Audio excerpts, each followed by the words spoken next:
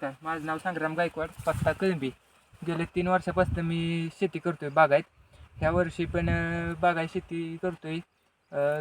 ह्या वर्षी मेमध्ये टमॅटोची लागण केली. मेमध्ये टमॅटोची लागण केल्यानंतर पहिल्या आळवणी आपण कॅरॉनची केली. दरवर्षीप्रमाणेच आपलं 60-40% असते. 60% कॅरॉनचं हे असते आणि 40% रासायनिक शेड्यूल.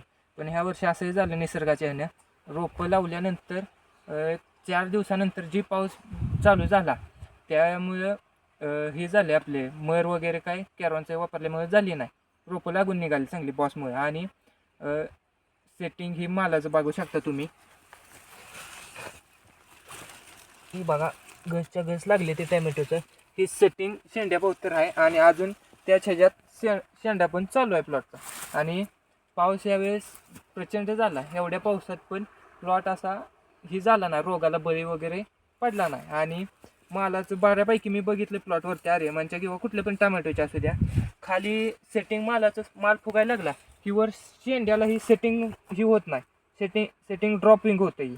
त्यामुळे ही सेटिंग आपलं ड्रॉप झालं नाही. शेंड्याला पण त्याच ह्याच्यात सेटिंग चालू आहे.